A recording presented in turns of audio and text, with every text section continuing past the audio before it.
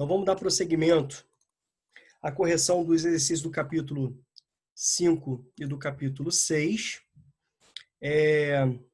Pegando aqui minhas anotações. Vamos lá, vamos conferir. Já fizemos, né? A 1, a 2, a 3, a 4, a 5, a 6, a 7, a 8, a 9 e a 10. Agora vamos lá, vamos para a questão 11, tá bom? Beleza. Com base em seus conhecimentos sobre população mundial e os países mais populosos do mundo em 2018, que título você daria a cada um dos gráficos, tá? Que título você daria? Obviamente, para a gente poder aqui falar sobre, gráfico, né? A, o gráfico B, certo? Quando a gente fala sobre essa possibilidade de título, obrigatoriamente vocês precisariam estar olhando para cá, para a legenda. Beleza? Então está mostrando o quê? Que só, né, a China e a Índia representam esse percentual significativo. Tá bom? Beleza? Ó, de novo, China e Índia. O que isso significa, gente? O que a gente pode estar falando? O gráfico A, né? O gráfico A está mostrando o quê, gente? Que somente China e Índia, né? Juntas, a China hoje, né, com aproximadamente 1 bilhão e 400 milhões de habitantes, a Índia com praticamente 1 bilhão e 300 milhões de habitantes aproximadamente, elas representam, né, 36% da população do planeta. Então, o gráfico A está chamando atenção para isso, né? Para a participação da China e da Índia no total da população mundial em percentual, né? De forma relativa. Todos os outros países do mundo, somados, chegam a 64, os demais países do mundo. Então, o gráfico A está chamando atenção para isso, né? Para a participação da China e da Índia na população total do mundo em 2018, é importante colocar, em 2018, tá legal? Beleza? E também em percentual. Isso aqui é importantíssimo vocês colocarem, tá? Porque o gráfico poderia dar em valores absolutos ou em valores relativos. Em valores totais ou em valores percentuais. Aqui está dando em valores percentuais. Já o B, galera, né? Já o B, né? Quando a gente está falando de 60% aqui aproximadamente, né? A gente está fazendo referência à participação da Índia e da China, os dois países mais populosos em relação ao total do continente asiático. Então, enquanto a fala da participação da China e da Índia em termos percentuais em relação ao mundo, o gráfico o B está mostrando, né, a participação da China e da Índia em relação ao total, né, de países asiáticos, né, o total, né, da população do continente asiático. Tá bom? Então, a participação da China e da Índia na população asiática em 2018 em percentuais.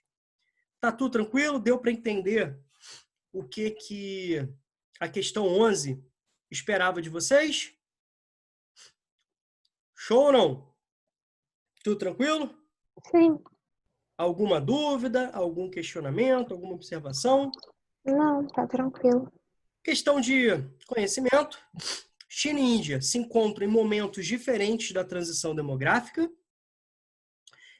Segundo dados da ONU, a Índia, possivelmente daqui a alguns anos, deve passar a China como o país mais populoso do mundo. A China, há alguns anos atrás, inclusive, né, ela findou com a política de filho único, que está estabelecida há mais de 30 anos, né, desde o finalzinho dos anos 70 e início dos anos 80.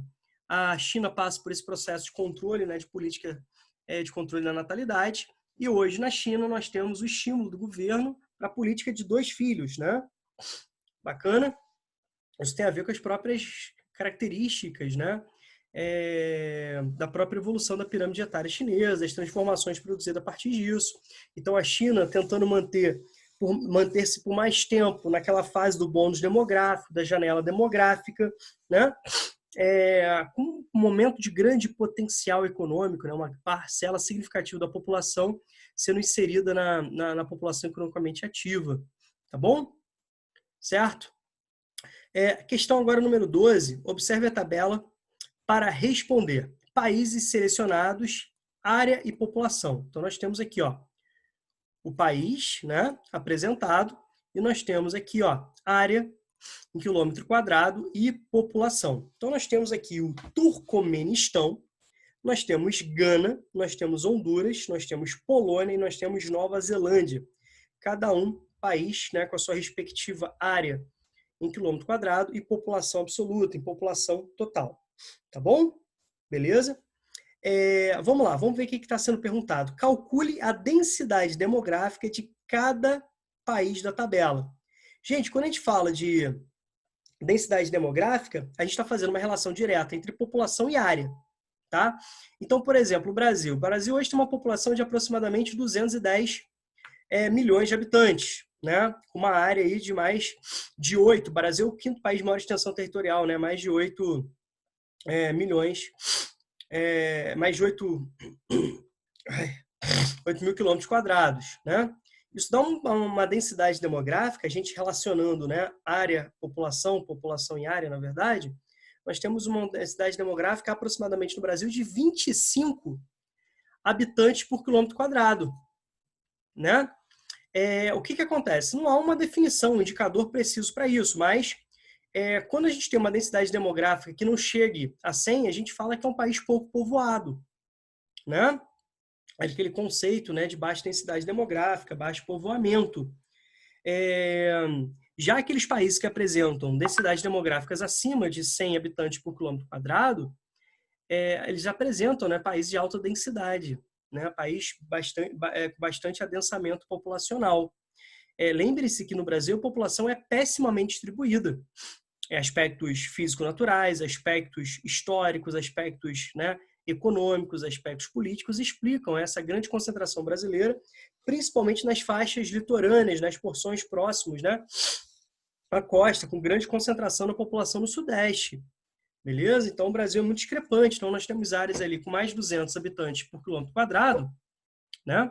E nós temos áreas, né, com pouquíssimos habitantes por quilômetro quadrado, né? Principalmente na porção mais interiorana, mais continental no território, né? Em porções, principalmente da região norte. Tá bom? Beleza? Então, aqui, galera, era para calcular a densidade demográfica, tá bom? Então, vocês iriam fazer um processo de divisão aqui, tá bom? Dividir a população, vocês iam dividir a população total pela área, tá legal? Então, vocês teriam um resultado, né? X habitantes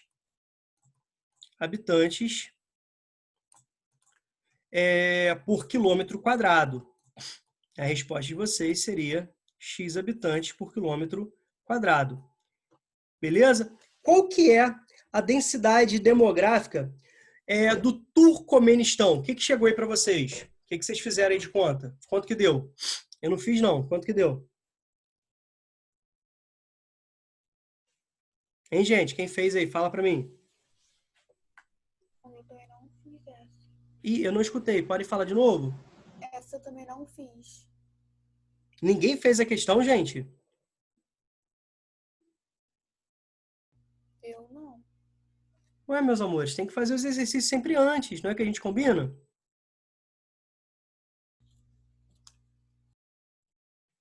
Então, ó, quero que vocês façam todas as contas e semana que vem eu vou olhar direitinho, tá bom? Então, de cada país aqui, vocês vão fazer o cálculo matemático para identificar a densidade demográfica, né? A população relativa de cada um desses 5 países. Tudo bem? Tá combinado? Para a gente não perder tempo aqui fazendo cálculo. Tudo bem?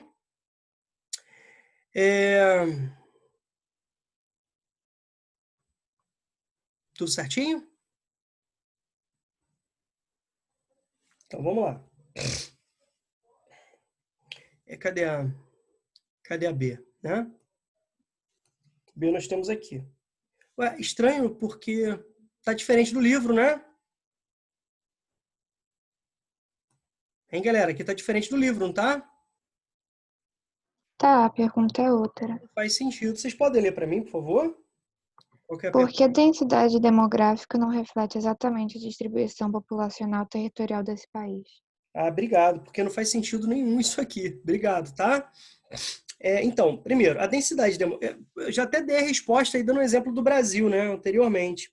A densidade demográfica, gente, é uma média de ocupação da população nos territórios, tudo bem? Então, isso, de fato, né, vai acontecer em regiões com mais e menos, né, é, habitantes, né, com maior ou menor povoamento, tudo bem? O Brasil é um claro exemplo disso, beleza?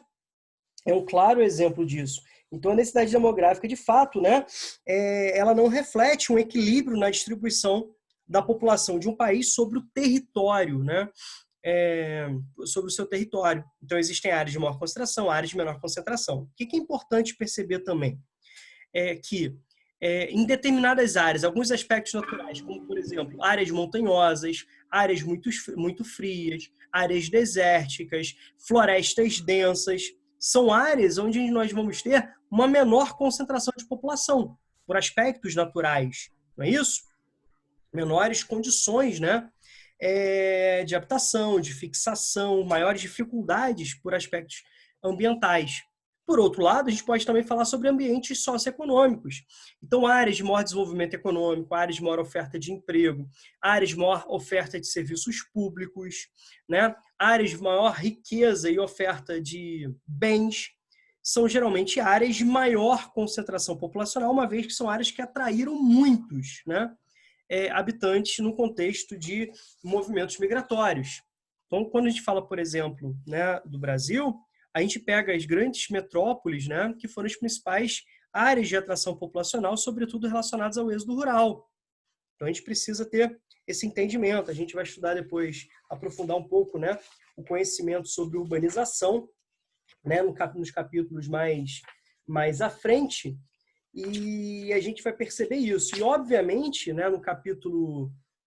no próximo, eu não sei exatamente, acho que é no capítulo 8, a gente vai falar um pouquinho sobre os grandes problemas urbanos. Então, pegando o Brasil, um processo de êxodo rural muito intenso, muito acelerado e, consequentemente, caótico, de baixo planejamento, resultou em inúmeras problemáticas socioambientais e socioeconômicas em áreas urbanas, principalmente nos grandes centros. Problemas relacionados à violência, à submoradia, né, a questão do emprego, a questão do transporte, né, a questão da poluição, certo? O custo de vida, o processo de segregação, a possibilidade de deslizamentos, enchentes, inundações. Então, nós temos várias problemáticas envolvidas em um processo de forte avanço, né, da concentração urbana através de baixo planejamento. Tá bom? Tudo tranquilo aí, gente? Tudo no esquema? Certo? Rômulo, Oi. a Bia Rocha, pediu para avisar que a internet dela caiu, por isso que ela saiu sem querer da aula, tá? Show, show, show, show. Beleza. Obrigado, tá? Nada. Obrigado. Vamos então, vamos para 3? Para 3, para 13? Vamos para 13? Então vamos lá. Interprete os gráficos relativos à taxa de fecundidade entre 1950 e 2050. Então a gente está falando de uma projeção, inclusive, né? E analise as proposições. Depois, identifique a que está correta e explique as incorreções das demais. Tá bom? Então, nós temos aqui uma correta e as outras a gente vai ter que, né, ver o que está, identificar como equivocada e corrigi-la. Tudo bem? Então, nós temos aqui Brasil e Senegal. Legal? Brasil e Senegal. Vamos lá. A. Taxa de fecundidade é a relação entre o número de nascidos vivos por 1.000 habitantes no decorrer de um ano. Tá certo ou tá errado? Hein, gente?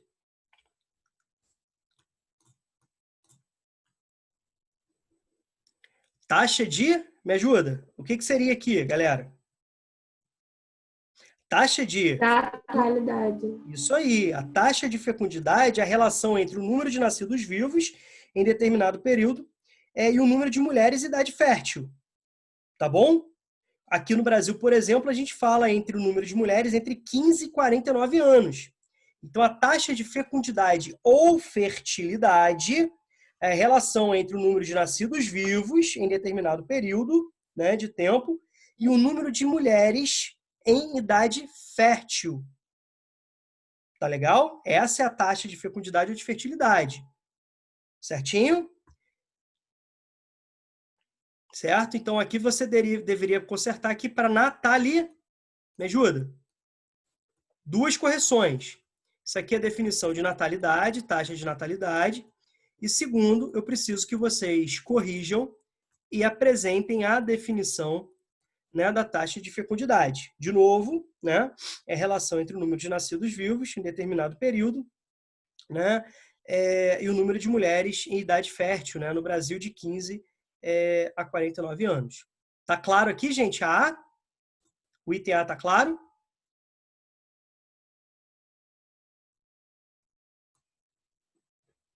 Show? Vamos para B? Pode ir, Roma. Sim. Beleza, ó.